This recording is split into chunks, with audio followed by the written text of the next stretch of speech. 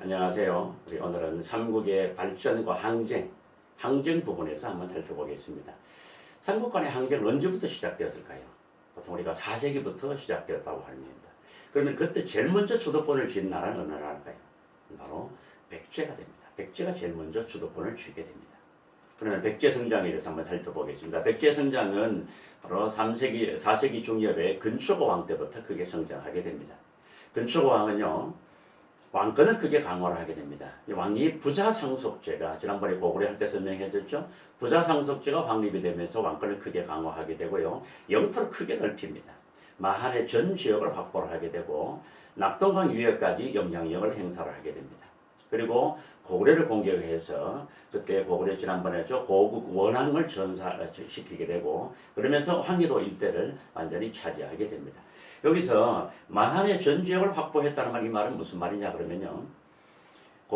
백제가 한강유역에서 시작했다가 고유황 때 한강유역 전체를 차지합니다. 그러다가 이때 오게 되면은 마한의 전 지역, 그래서 저 남해안까지 영토가 다다르게 됩니다. 그리고 또 근초고왕은 해외 진출, 대외 활동도 활발히 전개합니다. 그래서 중국의 동진과 외의 규수 지방과 우호적인 관계를 맺고요. 특히 바로 중국의 여서지방까지 진출하게 됩니다. 여기서 진출이란 말은 거기까지 갈 수 있었다 이 말이 아니고 이때 되면은 여서지방을 점령을 하게 됩니다. 거기에 또 하나의 백제를 만들게 되죠. 그래서 대륙의 백제 하나, 그 다음에 반도의 백제 하나 이렇게 두 개가 있게 되는 시기가 바로 이때가 되겠습니다. 대표적인 지도를 한번 보면 바로 백제가 여기 한성에서 시작했다가 이때 바로 근초왕 때가 되면 이만큼 영토를 넓히게 되고 고구려를 공격해서 황해도를 차지하고요. 그리고 동진까지, 그 다음에 외의 규수까지, 그리고 특히 바로 여기 요서 지방에 진출하게 됩니다. 이 지방을 완전히 백제의 영토로 만들었었죠. 이게 바로 근초왕 때에 아주 백제가 얼마나 성장했었고 컸었는가를 알 수가 있습니다. 자, 그리고 그 뒤에 침류왕 때가 되면은 바로 중국의 동진이 됩니다. 동진으로부터 불교를 수용해서 왕실의 권위를 크게 높이게 되고 그래서 사상적인 통일을 꾀하게 됩니다. 그러나 4세기 말 고구려의 공격으로 국력이 크게 약화됩니다. 이때는 이제 광개토대왕 때부터가 되겠죠. 그리고 5세기에 고구려 장수왕의 남진 정책으로 나중에 결국은 한강유역을 상실하고 475년에 웅진으로 수도를 옮기게 됩니다. 자, 그 다음에 주도권을 쥐는 나라가 무슨 나라냐 하면 바로 5세기 고구려가 됩니다. 고구려가 삼국항쟁의 주도권을 쥐게 되는데 그때는 먼저 광개토대왕부터 보겠습니다. 광개토대왕 4세기 후반에서 5세기 전반에 걸쳐서 왕이었습니다. 이 광개토대왕은 우리가 이름에서 알 수 있듯이 영토를 크게 넓힌 왕입니다. 그래서 남부지방과 도만강 하류 지역까지 차지를 하게 되고요. 그리고 한강 이북 지역으로까지 영토를 확장을 하게 됩니다. 그리고 이때 신라에 침입한 왜를 격퇴해주게 됩니다. 이건 지난번에 신라 할 때 설명했었죠. 그래서 한반도 남부지방까지 영향력을 확대하게 되는 것이 바로 이 광개토대왕 때가 됩니다. 자, 그 다음에가 광개토대왕의 아들 바로 장수왕 때가 됩니다. 고구려가 주도권을 쥐었다라고 할 때는 바로 이 5세기 장수왕 때가 됩니다.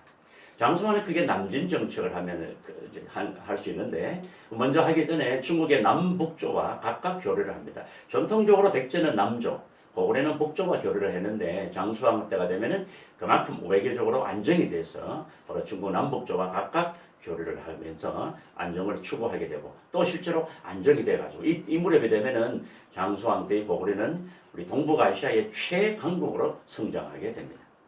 그리고 이때 평양으로 천도를 하게 됩니다. 보통 우리가 평양으로 천도했다 그러면은 남진 정책 이것만 생각하게 되는데 또 하나 중요한 목적은 바로 국내성을 기반으로 하고 있었던 귀족 세력 이들을 약화시키기 위한 가장 대표적인 또 이유도 있었습니다. 그리고 국내성의 귀족 세력이 너무 강하게 있으니까 그죠? 이들의 세력을 약화시키기 위해서 수도를 옮겨버리게 됩니다.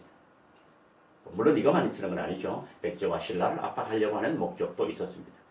자, 이게 427년인데요. 그 뒤에 여기를 또 여세를 몰아서 결국은 바로 한강을 공격을 하게 되죠. 자, 그러면 그 남진 정책이 무슨 결과는 먼저 나오게 되는데 이게 또 하나가 바로 나제 동맹을 체결하게 됩니다. 433년에 고구려가 내려오게 되자 신라하고 백제하고가 433년에 동맹을 체결하게 됩니다. 그리고 한강 이남으로 영토를 크게 확장을 해가지고 이때 우리가 청주 고구려비를 보고할 수가 있죠. 대표적으로 바로 여기 있습니다. 대표적으로 보면은 그죠? 바로 장수왕 때 여기까지 내려와 가지고 여기 지역이 충주 지방입니다. 여기에 고구려비가 있죠. 그죠? 충주 고구려비가 있게 되는데 이 충주에 고구려비가 있었다는 사실을 이것만 통해서도 고구려가 한강 이남까지 진출했음을 알 수 있는 대표적인 그런 자료라고 볼 수가 있겠습니다. 이것도 바로 대표적으로 충주 고구려비의 모습이 되겠습니다. 자, 그 다음에는 6세기가 되면은 신라가 주도권을 쥐는 시기가 됩니다. 그러니까 4세기는 백제, 5세기 고구려, 6세기 신라가 주도권을 쥐는 시기가 되겠습니다. 그럼 신라의 6세기는 어떻게 성장했을까요? 첫 번째로 바로 지정왕입니다. 지정왕은 나라 이름을 신라라고 하게 됩니다. 지금까지는 뭐 사로국, 사라 뭐 여러 가지 있었지만은 이때 신라라는 이름으로 고정을 하게 되겠습니다. 그리고 또 왕의 칭호를 왕이라고 하게 됩니다. 그 전까지는 마립간이다 이렇게 썼었죠, 그죠? 그러다가 이때 왕이라고 하게 되고 이 무렵이 되면은 우경을 크게 장려합니다. 소를 이용해서 밭을 갈아라, 그죠? 그리고 또 지방 행정구역을 또 정비를 하게 되고 이 무렵 우리가 잘 알죠, 바로 우산국을 복속하게 됩니다. 장군이었던 이사부를 보내가지고 우산국을 복속을 하고 그리고 우산국을 복속해서 우산국에 딸려 있었던 독도를 바로 우리 땅으로 만들게 됩니다. 바로 이때부터 독도가 우리 땅이 되었습니다. 아주 처음부터 바로 이렇게 알 수가 있는 사실이죠. 자, 그 다음에가 법흥왕입니다. 법흥왕 때는 율령을 반포를 하게 되고요. 그리고 골품 제도를 정비를 하게 됩니다. 그리고 여기서 공복이라는 얘기는 관리들의 옷, 그죠? 관등에 따라서 옷 색깔을 다르게 입는 그것은 제정하게 됩니다. 그리고 신라에는 나중에 행정부서가 14개가 됩니다. 그 중에 제일 높은 부서가 집사부였었죠. 그런데 이때 바로 병부가 처음으로 설치됩니다. 신라는 필요할 때마다 부를 한 개씩 설치를 합니다. 그래서 제일 먼저 설치된 부가 병부가 되는데 이때 바로 이 병부를 설치하게 됩니다. 그리고 또 금관가야를 병합을 하게 됩니다. 이 금관가야는 나중에 우리가 잘 알죠. 바로 김유신 장군의 가야가 되겠습니다. 금관가야를 병합을 하게 되고 독자적인 연호를 사용합니다. 건원이라는 연호를 사용하는데 여기서 무슨 의미가 있냐 하면은 연호는 중국의 연호를 우리가 지금까지 썼었습니다. 그래서 중국에서 다른 나라는 연호를 쓰지 못하게 하고 중국의 연호를 대신 써라라고 하게 되는데 그런데 이때 신라는 독자적으로 연호를 사용해서 중국하고 대등한 위치가 됐다는 것을 보여주게 됩니다. 그리고 이때 또 불교를 공인하게 됩니다. 불교 공인은 잘 알죠? 2차돈의 순교를 통해서 불교를 공인하게 됩니다. 자, 그 다음에 바로 진흥왕입니다. 우리가 신라가 6세기에 주도권을 짚다라고 할 때는 아주 구체적으로 말한다 그러면은 바로 진흥왕 때가 되겠죠. 그죠? 화랑도를 개편해서 국가적인 조직으로 만들게 됩니다. 그리고 한강유역을 모두를 장악을 하게 됩니다. 이때는 한강유역을 장악할 때는 백제와 연합해서 장악을 했었는데 그런데 나중에 배신해서 한강유역을 전부 다 장악을 하게 됩니다. 그리고 바로 대가야를 병합을 하게 됩니다. 그리고 뿐만 아니라 함경도까지 진출해가지고 거기에 고구려 영토가 백제 영토가 저 함경도까지 진출했음을 알 수가 있게 됩니다. 이런 사실은 그 단양 적성비라든가 4개의 순수비 그걸 통해서 이것을 정확하게 알 수가 있습니다. 자, 이렇게 해서 이제 함경을 좀 알아봤고요. 이렇게 되는 대표적으로 이때 신라의 영토가 되죠, 그죠? 신라의 영토가 여기 함경도까지 갔었음을 보였습니다. 여기에 이제 대표적으로 황철영비, 마을영비가 있는데 이런 비석이 있는 걸 통해 가지고 신라 영토가 이만큼 크게 확장됐을 때가 바로 이 진흥왕 때가 되겠습니다. 자, 이렇게 되자 신라가 크게 성장하게 되자 고구려와 백제가 크게 위기에 처하게 됩니다. 물론 뭐 신라의 성장만 그것 때문에 그것만의 이유만은 아니지만은요. 먼저 고구려는 이 무렵에 한강유역을 상실하게 됩니다. 아까 신라한테 그죠? 그리고 지배층이 이 무렵에 또 분열이 일어나게 되고요. 그리고 같이 친하게 지내던 또 언제나 같은 편이라고 할 수 있었던 중국의 북이가 멸망을 해가지고 또 중국에 큰 혼란을 겪게 됩니다. 거기다가 북쪽에 있던 유목민족이 있던 돌고리 세력을 크게 확대를 하게 됩니다. 이런 여러 가지 내적인, 외적인 여러 가지 사건들 때문에 고구려는 크게 위기에 직면하게 되겠습니다. 자, 그 다음에는 백제는 어떻게 될까요? 백제도 마찬가지 세력이 크게 약해졌었다가 이때 중흥을 위한 여러 가지 노력을 전개하게 됩니다. 그 대표적인 것이 바로 무령왕입니다. 수도를 한성에서 웅진으로 옮기고 난 다음에 얼마 뒤에 이제 왕이 되는 것이 무령왕인데요. 무령왕은 지방에 22개의 담로를 설치해서 지방에 대한 통치를 크게 강화를 하게 됩니다.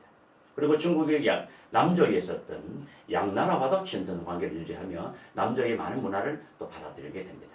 그리고 이 무령왕의 아들이 바로 성왕이 됩니다. 성왕은 그럼 어떤 정치를 했을까요? 성왕은 수도를 사비로 천도하게 됩니다. 웅진으로 너무 좀 약해, 작아요. 그죠? 그래서 좀 넓은 장소에 있던 사비로 오늘날의 부여가 되죠. 거기로 천도를 하게 되고, 이때 나라 이름을 잠시 남부여라고 이렇게 변경을 하게 됩니다. 그리고 중앙관청을 22개가 되는데 이것을 크게 확대해가지고 이제 안정된 그런 정치 체제를 갖추게 됩니다. 그리고 또 지방제도도 정비해가지고 여기서 수도는 이제 구역을 5개 구역으로 나누었단 말이죠. 그리고 지방도 5개 구역으로 나눠서 수도는 오부, 지방은 오방이라고 하는 그런 제도를 완전히 정비하게 됩니다. 그리고 또 한강 회복을 위해서 노력을 합니다. 좀 전에 설명했었죠. 신라 진흥왕과 연합을 해서 신라는 한강 상류를 그 다음에 백제는 한강 하류를 차지하기로 해가지고 연합해서 고구려를 몰아내고 한강 하류 지역을 일시적으로 회복을 합니다. 그러나 신라의 배신에 의해가지고 이걸 다시 빼앗기게 됩니다. 그러자 분노했던 성왕은 결국은 신라를 쳐들어갔다가 관산성에서 전사하게 됩니다. 자, 그 다음에 마지막으로 우리 가야 보겠습니다. 가야. 먼저 대가야가 발전하게 됩니다. 지난번에 3세기 전기가야 연맹의 주도권은 금관가야가 쥐고 있었습니다. 그랬었는데 4세기 말로 신라를 도와주러 왔던 고구려가 이 금관가야까지 공격을 하게 됩니다. 그래서 금관가야가 세력이 크게 약해져 버리고 결국은 대가야가 그 연맹의 주도권을 쥐게 됩니다. 그러다가 가야가 크게 이제 나중에 세력이 약해져서 멸망을 하게 되는데 그렇게 되는 것이 또 하나 바로 가야 한계입니다. 가야가 왜 그럼 이렇게 성장하지 못하고 일찍 망하게 됐을까요? 그것은 각 소국이 독자적인 정치 기반을 유지하고 있었기 때문에 그렇습니다. 여러 작은 나라들이 신라라 고구려 백제 이런 나라들은 작은 나라들이 합쳐서 하나의 나라가 됐는데 가야는 이 소국들이 독자적인 그런 정치적인 기반을 가지고 있었기 때문에 하나로 크게 뭉치지 못해가지고 큰 나라로 성장하지 못했다고 볼 수가 있겠죠. 그러다가 거기다가 백제와 신라의 압박을 계속 받게 됩니다. 그래서 더 이상 크게 성장하지 못하게 되고요. 그러다가 결국은 보풍왕 때에 바로 금관가야가 멸망하게 되고 진흥왕 때에 대가야가 멸망해가지고 결국은 가야는 우리 역사에서 사라지게 됐습니다. 자, 오늘 우리 삼국의 발전과 항쟁 부분에 관해서 오늘 여기까지 했습니다. 수고 많았습니다.